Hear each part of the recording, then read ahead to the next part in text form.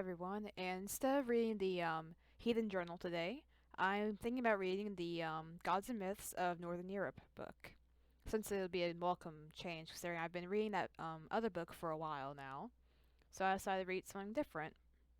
So today we will be reading the Myth Makers chapter, which is pretty short, but, simple but sweet, and I hope you enjoy.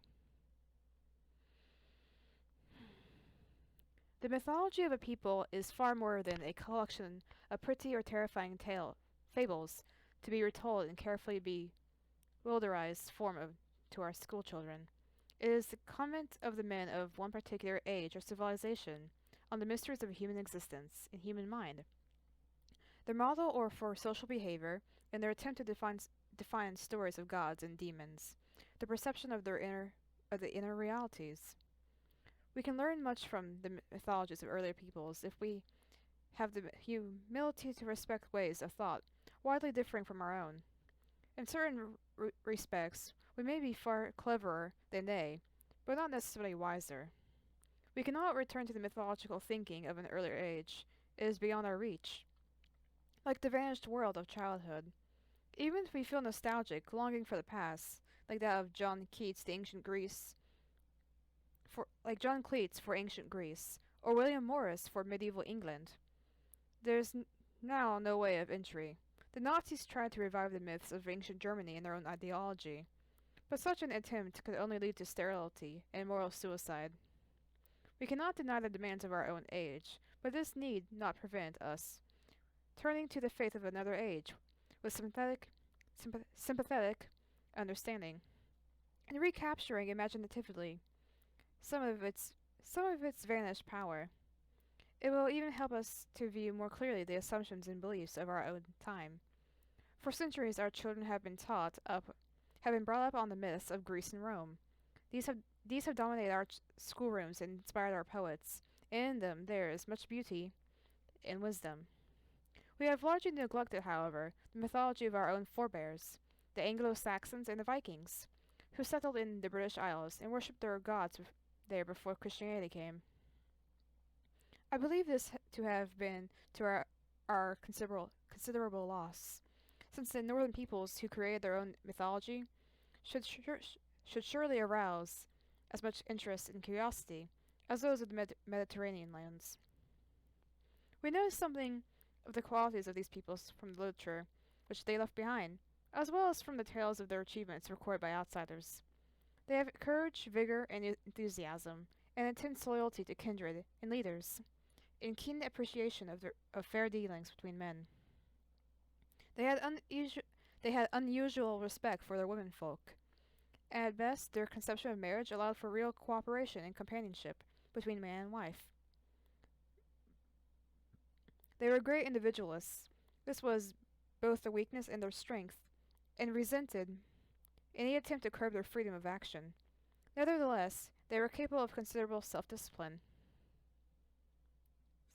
and could accept adversity cheerfully, without whining or self-pity. A man who was prepared to die for what seemed to him important was held in honor, whether friend or enemy, and won even greater admiration if he could die with a jest on his lips. We learn from the literature that they had a keen sense of dignity of man, and the sanctity of human relationships. The record of early Christian saints and scholars in Anglo-Saxon England, women as well as men, bears witness to their quick intelligence and aptitude for mystical thought, as well as tough intellectual achievement. The group of novels, which we call the Icelandic sagas, shows appreciation of both tragedy and comedy in the lives of ordinary folk, at a time long before Hardy and Ibsen. In view of this, it seems worthwhile to discover what kind of myths were created and treasured by these people, these vigorous individualists who changed the history of Western Europe by their achievements.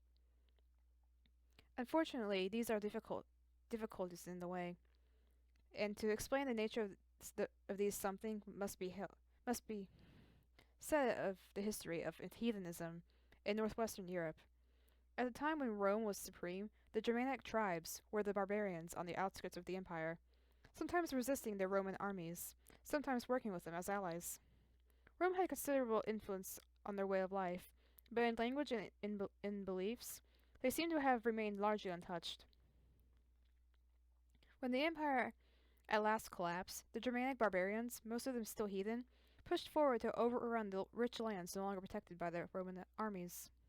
The time which we call the migration period, from about the 4th to the 6th century after Christ, was one of continual movement and restlessness in Western Europe.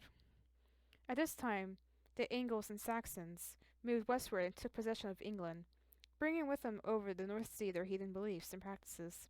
Elsewhere, the Franks, Vandals, Alemanni, Ostrogoths, Visigoths, and a score of lesser peoples were striving to find lands at which to settle and some degree of security for themselves and their sons in a bewildering world. As time went on, the independent hands of wars under their princely leaders became fewer in number. They cancelled each other out, and little settled kingdoms became the order of the day. There was rivalry and strife between these kingdoms, and gradually one absorbed the other, many small dynasties vanishing or becoming no more than legends.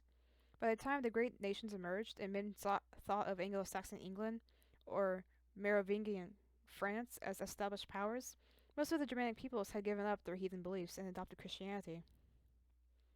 At the end of the 6th century, a little group of missionaries crossed the Channel to bring the Christian faith to Kent. Other Christian teachers were already working in the west of Britain, and before long the temples of heathen gods were replaced by little churches of wood, brick, and stone, and carved crosses rose everywhere in honor of the Christian god. By A.D. 731, a brilliant Christian scholar in the new monastery of Jarrow in northern England, the man we know as the Venerable Bede, set out to write a book surveying the growth of faith, and from one end of England to the other. Though the heathen religion in Britain was not yet dead, its days were numbered. On the continent, most of the Germanic peoples had already rejected the old gods, with a few exceptions like the Saxons, the Frisians, and the Danes. In Scandinavia, the new church was much longer gaining a foothold. Not until the 10th and 11th centuries were the people of Norway converted by those doughty Christian kings, Olaf and Olaf the Holy. These two waged unceasing battle against the heathen gods, smashing their idols, burning their temples, and even driving out their followers, putting them to a painful death in the name of Christ. Some of those driven out settled in Iceland, where there were no kings and no persecution. But even in Iceland, the fires of heathenism were dying down. In the year 1000, the Icelandic Assembly, after a calm appraisal of the situation, decided for Christianity. Denmark, too, yielded to the persuasion of the missionaries. And when in 1015 Canute the Dane conquered England, he was fully prepared to become a pillar of the church. The Swedes were the most stubborn in their faithfulness to the heathen religion. But by 1164, a Christian bishop ruled in Uppsala, the old stronghold of Odin and Frey. Thus, we see why we can learn comparatively little about the heathen myths from England and Germany. But Christianity was established early.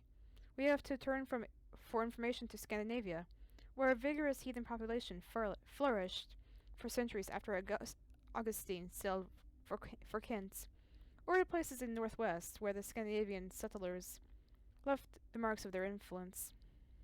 In the last days of their heathenism, Viking adventurers from Norway and Sweden were the scourge and terror of the church in Europe. They swooped down on villages, monasteries, and churches in Britain, France, Germany, and Spain. They burned and plundered. They carried off chalices, crucifixes, and jeweled book covers as loot.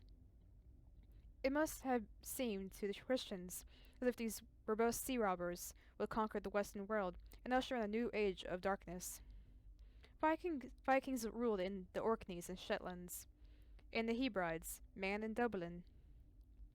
They wiped out the community in Columbia's monastery in Iona, and in 875 they sacked Lindisfarne, a center of learning and inspiration renowned through Christendom. And all civilized Europe was shocked and saddened by the news.